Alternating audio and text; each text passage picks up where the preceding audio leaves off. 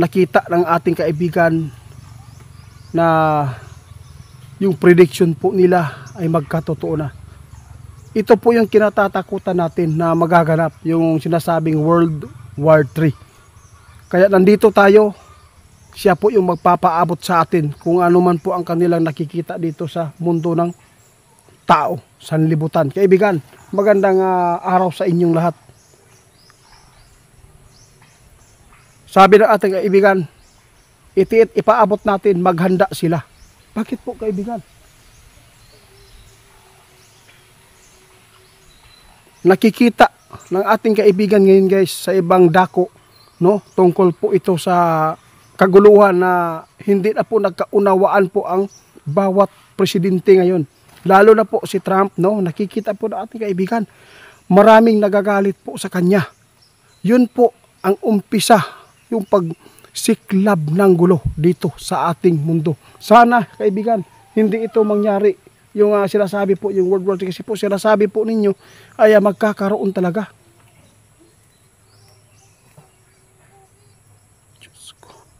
Guys, maghintay na lang po tayo kung ano man po ang maibalita nito sa social media o sa TV. Maghintay po tayo kung kailan po ito mag-umpisa. Nakita ng ating kaibigan ngayon na mayroon ng paghahanda ang bawat mga bansa na nakasagutan po ng ating presidente din po doon sa Amerika ngayon. Kaya nakakatakot po talaga.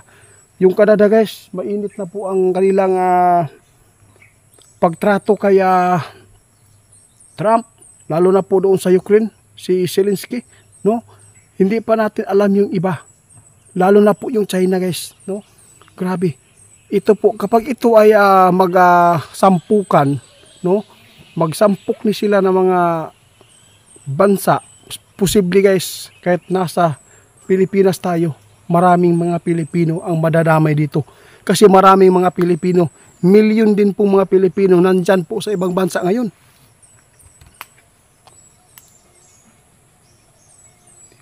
Tama, okay lang po yan tay. Hindi man ito pananakot po ng ating mga kaibigan guys.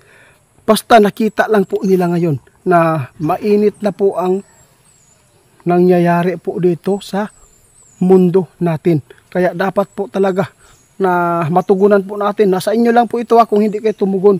Basta yung iba, alam kong marami naniniwala sa atin ngayon na ipinapaabot po natin yung kaguluhan na gira. Yung sinasabi ninyo kaibigan na magtanim po ng mga pagkain po na safety sa mga lason, di ba?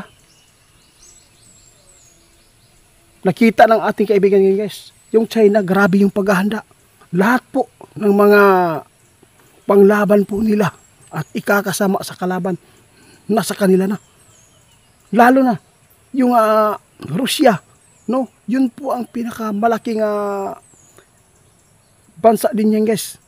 No, mas maliit pa siguro yung Amerika, pero mas pinaka higher power yun ng Amerika po guys, na ito ay banggaan po ng mga kalaban ay siguradong lalaban talaga po sila Trump kasi po napakatalino po taong ito.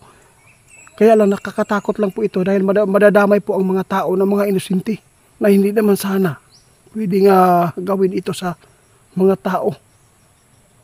Dito po niyo malalaman guys na maghahari talaga ang mga dyablo. Lalo na po ngayon, no? Di lang po dito sa ibang bansa, doon sa ibang bansa, kundi pati dito sa atin, marami nang nagaganap. Tulad po ng sinasabi po nila na nag-marcha po doon sa Cebu. Bakit po nila nagawa ito magmarcha na hindi naman po talaga nagpahibalo sa nakakataas siguro ito. Wala silang paalam. Kaya maraming nagpapanik. Iba na po talaga ang mundo natin. Di ba tay? Kapit po tayo guys. Dapat po maging dasal po talaga tayo ngayon. Kasi po nakakatakot na po talaga ito. Meron po akong gustong malaman tay. Kung ito man po ay magsalpukan po ito, tulad po yung gira, sinasabi po na World War III. Kasi pag World War III, sa bagay, sali po kami dito, di ba? Dito po talaga nyo makikita guys, kung mag World War III guys, maraming eroplano makikita po ninyo, mga jet fighter na magagamit dito po natin makikita talaga guys. Kaya yung mga pananim po daw natin na matatamaan po ng hangin, hindi na po talaga maganda. No, hindi na po safety kainin. Ang pinaka-safety po, ayun po, yung mga pagkain nasa ilalim po ng lupa dahil po hindi po yan nahanginan. Paano na yung tubig? Bakit po nyo ito ipinapaabot tayo? Kasi lagi po nyo ipinapaabot ito eh. Ipinapaabot po ito ng ating kaibigan guys dahil po para lang po sa mga taong tulad natin na yung mga taong mahihirap ba, no, na makapaghanda tayo. Wala po tayong mapuntahan, no? Pero mas safety po tayo. Lalo na po pag lalo tayong sumunod, no, at nagdasal po sa Panginoon na tayo ay ingatan nila. At saka yung mga nasa bundok guys, parang hindi po agad maaapektuhan dahil po yung naaapektuhan yung mga tao nasa ibang bansa at nasa city na nakatira. Kung ano man po ang aming nasabi at saka yung naipaabot po namin guys, sana po ay intindihin po ninyo ha. Hindi po ito pananakot. Ang mga ipinapaabot ng ating kaibigan, ito ay babala dahil po sa kanilang nakikita. Hindi po nila gusto ito mangyari. Hindi po. Alam kong marami pong hindi naniniwala sa mga binabanggit pero nangyayari po talaga.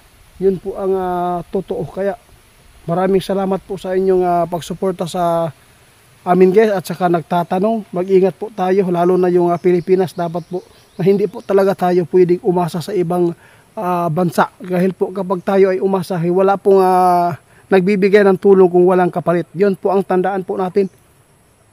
Kaya magsikap tayo. Kaibigan, ano pong payo po nyo at huling habilin po sa kanila ngayon?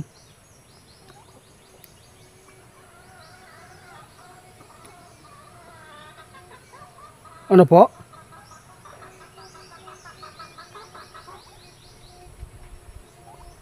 Ito po yung sinasabi ng ating kaibigan. No? Huwag kang matakot kung nasa panig ka ng Panginoon. Dahil po, hindi ka pababayaan. Yun po ang huling habilin ng ating kaibigan. Mag-ingat tayo guys. Kung ano man po ang nangyayari sa ating mundo, ipaglaban po natin na yung tama. At sana yung makapanood nito, sana po ay ingatan po kayo ng ating Panginoong. Salamat po sa inyong suporta. God bless sa lahat po ng mga bago lang sa ating channel. Salamat po sa inyong subscribe po sa amin. Magandang araw sa inyong lahat.